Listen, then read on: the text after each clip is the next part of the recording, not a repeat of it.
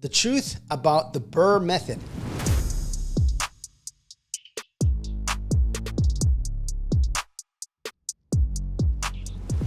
What does BRRRR stand for? Buy, repair, rent, refinance, repeat. So somebody buys a property, a house for $100,000. They put 50 grand in it, is worth 200,000. They go back to the bank and they give them an 80% loan and they get back $160,000, but they're only all in at 150, right? I'm giving you rough numbers. So you basically got your 150 back plus an extra 10K tax-free because it's a loan, it's not income. And you have a free property now, technically, except for your mortgage.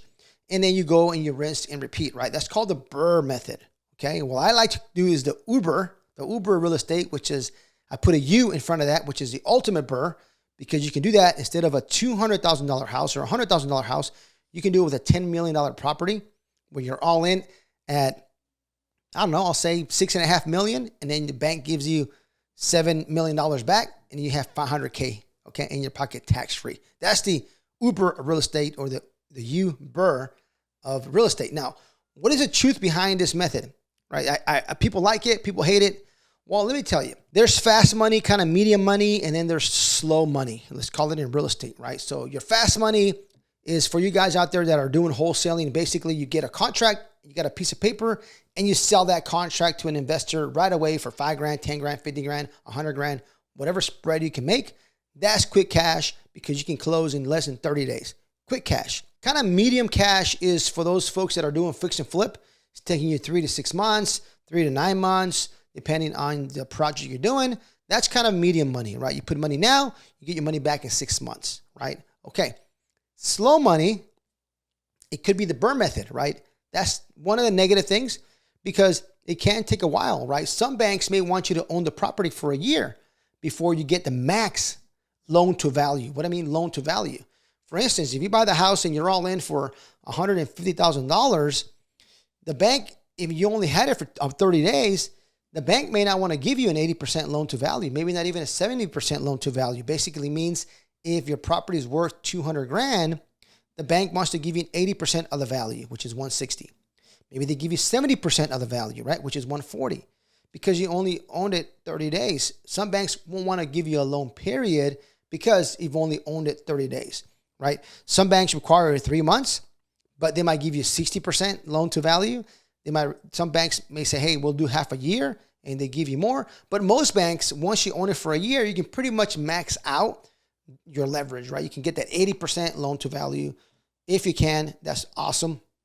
So what is that? That's very slow money. And usually it takes work to find these projects, okay? And they might not cash flow. You're going to have your issues. You're going to have time. You need a lot of time to make this property cash flow, remodel it, and refinance. It takes a year on a single family house. It can't take that long. When I used to do it on the BRRRR, I could refinance in 3 months. Once I owned it in 3 months, I went to my lender. I didn't get the best interest rate. If the interest rate was 5% to buy a single family house, your personal house, your investment property might be 6.5%. But if you're doing a BRRRR in 3 months or less, your interest rate might be 8%. Okay. So depends what kind of deal do you have. Is it worth at 8%? Or do you rather just hold it for 6 months or a year and get maybe a 6.25% or 6.5%? It all depends. So that is, I would say, a negative on the BRRRR. If you got a great deal, does it really matter if you're going to get 8% or 6.5%? It doesn't matter, okay? Especially if you have a loan for $100K, doesn't make a difference. If it's a $10 million loan, that definitely makes a difference. 1.5%, it's a huge difference, okay? So that's one of the negative sides of the BRRRR. Positive side of the BRRRR is you do get your money back, right? Plus a little bit extra with some cash, which is pretty cool, right? But this is a slow paying process.